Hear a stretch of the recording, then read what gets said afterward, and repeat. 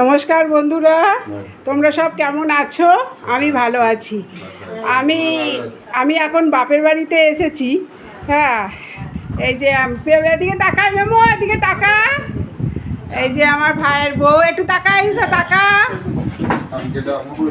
এই যে আমার ভাইয়ের বউ, এই যে ভাইপো, এই যে বাড়ি ঘর তো দেখে বুঝতেই পারবে আমি আমার বাপের বাড়ি এসেছি।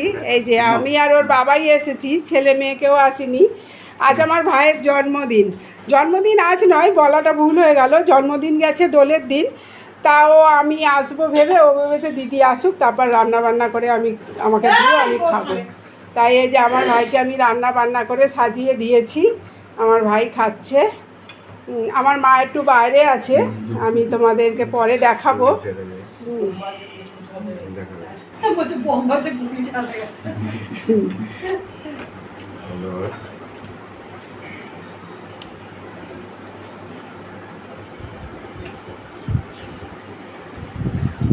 মেমো একটু ঝরলে ঠিক আছে। চলো বন্ধুরা, খাওয়া দাওয়া সারা হয়ে যাক।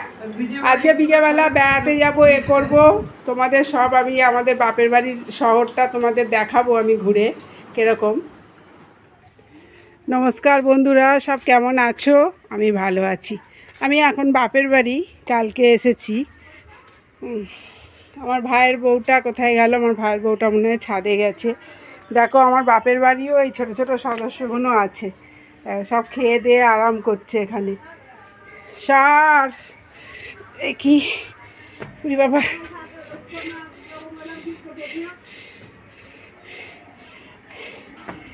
লোহার সিঁড়ি তো আমার উঠতে খুব কষ্ট, অসুবিধা হচ্ছে, তাই আমি একটু বসে বসে ধরে ধরে উঠছি।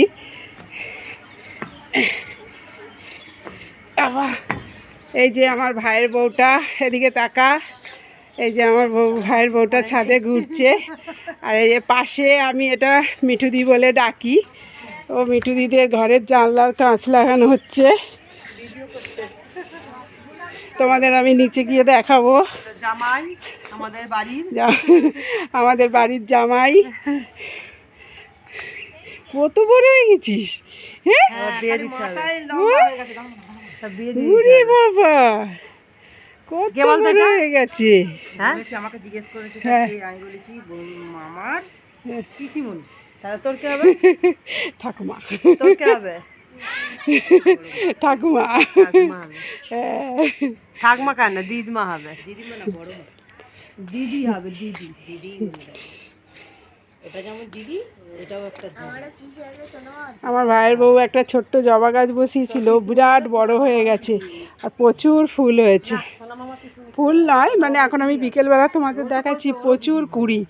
সকালবেলা লাল হয়ে গাছ ভর্তি হয়ে কুড়ি ফুল ফুটে থাকে।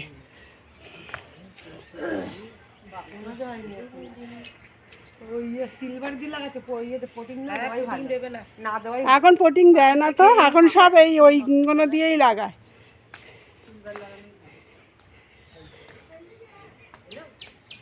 আশেপাশে আগে এখানে খুব একটা বাড়ি ছিল না, আগে এখানে 2-3টে বাড়ি ছিল, এখন এখানে প্রচুর বাড়ি ঘরদোর হয়ে গেছে।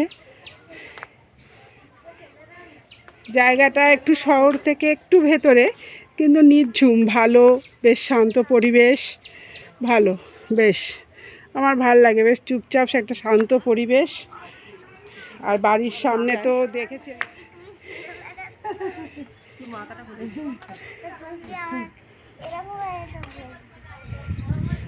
গরম একটা হাত কাটা পড়তে পারিস না।